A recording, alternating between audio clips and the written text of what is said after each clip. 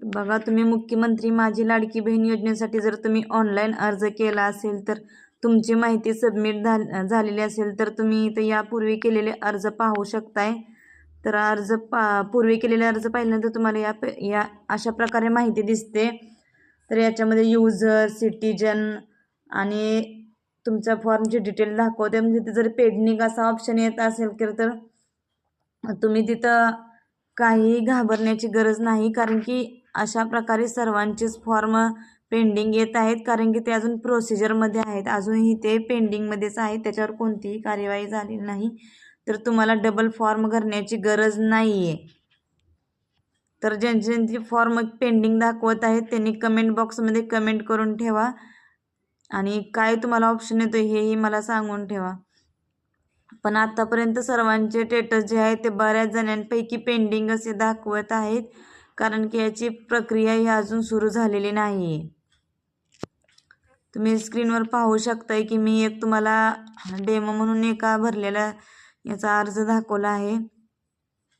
तर तुम्ही पेपरमध्ये बातमी वाचली असेल की 15 ऑगस्टला तुमच्या खात्यामध्ये पैसे जमा होणार आहेत. 16 जुलैला तात्पुरती लाभार्थ्यांची यादी जाहीर होणार आहे आणि 1 ऑगस्टला अंतिम यादी जाहीर होणार आहे. तुम्ही स्क्रीनवर पाहू शकताय. तत्पूर्वी मी जर तुम्ही चॅनलला सबस्क्राईब केलं नसेल तर चॅनलला सबस्क्राईब करून घ्या आणि व्हिडिओला लाईक करा आणि जास्तीत जास्त मित्रांपर्यंत हा व्हिडिओ शेअर करा, जेणेकरून येणाऱ्या व्हिडिओचे अपडेट सर्वप्रथम तुम्हाला भेटतील. तर बघा, तुम्ही अशा पद्धतीने हा युजर जो आहे, युजर म्हणजे ज्याच्या प्रोफाईलमधून आपण हा अर्ज भरला आहे. सिटीजन म्हणजे स्वतः आणि स्वतःचा नंबर. क्रिएटेड ऑन म्हणजे ते तारीख आणि वेळ येत आहे आणि तुम्हाला सतत तुमचा स्टेटस चेक करत राहायचं आहे की अप्रूव्हल झालेलं आहे की ते पेंडिंगमध्ये आहे. आणि जरी पेंडिंगमध्ये असलं तरीही घाबरण्याचे कारण नाही, तुम्हाला डबल अर्ज करण्याची गरज नाही आहे. काही वेळाने तुमचा हा स्टेटस चेंज होणार आहे आणि पेंडिंग आहे तो सबमिटच होणार आहे. तर अशा प्रकारे तुम्ही स्क्रीनवर पाहू शकताय की एक अर्ज पेंडिंग आहे, त्याचे डिटेल्स मी तुम्हाला दाखवलेले आहेत. तर अजून एक ऑप्शन येत आहे, अजून एक कमेंट करून एका जणाने सांगितलं आहे की मला त्यांना अशा प्रकारे माहिती येत आहे की तिथं image not supported on this device, म्हणजे त्यांची इमेज इथं कॅप्चर झालेली नाही आहे किंवा झालेली आहे तर ते डिव्हाइसने कनेक्ट करून घेतले नाही. तर तो ॲपचा प्रॉब्लेम आहे, तुमचा काहीही प्रॉब्लेम नाही. तर तुम्ही क्लिअर करून घ्या. इथं ॲप्लिकेशनचा प्रॉब्लेम आहे. जोपर्यंत ते ॲप्लिकेशन तुमचे फॉर्म सेव्ह करत नाही तोपर्यंत हे इथं असंच येणार आहे. तर हा टेक्निकल प्रॉब्लेम आहे. तर तुमचा फॉर्म तुम्ही सबमिट करू शकताय. तुम्ही फोटो काढलेलाच आहे, त्यामुळे तुम्हाला काही डबल फॉर्म भरण्याची गरज नाही आहे.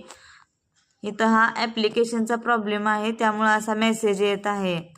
तर तुम्ही फॉर्म सबमिट करायचा आहे. खाली चौकोनी बॉक्समध्ये तुम्हाला फॉर्म सबमिट करा हा ऑप्शन येत आहे, तिथं तुम्ही OTP टाकून फॉर्म सबमिट करायचा आहे.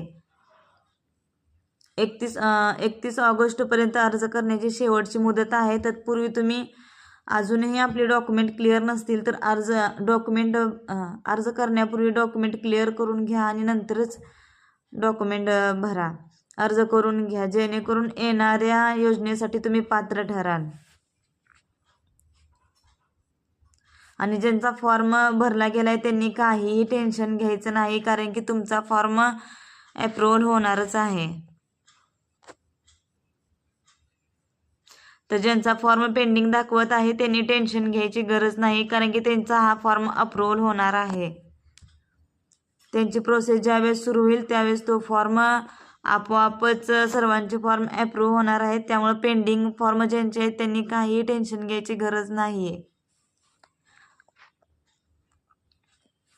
तर जिल्ह्यानुसार, तालुक्यानुसार, गावानुसार प्रत्येकाची सर्वांचेच फॉर्म भरले जाणार आहेत. त्यामुळे तुम्ही सर्वात अगोदर डॉक्युमेंट क्लिअर करा, आपले आधार कार्ड बँकेला लिंक करा, आधारला मोबाईल नंबर लिंक करा, हे सर्व माहिती व्यवस्थित करून ठेवा आणि मगच फॉर्म भरा.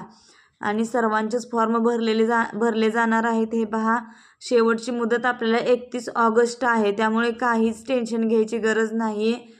तुम्ही तुमचा फॉर्म व्यवस्थित भरून घ्या, जेणेकरून येणाऱ्या योजनेसाठी तुम्ही पात्र ठराल. जर तुम्हाला व्हिडिओ आवडला असेल तर चॅनलला सबस्क्राईब करा. जास्तीत जास्त माझ्या मातां भगिनींपर्यंत हा व्हिडिओ शेअर करा. व्हिडिओला लाईक करा. धन्यवाद.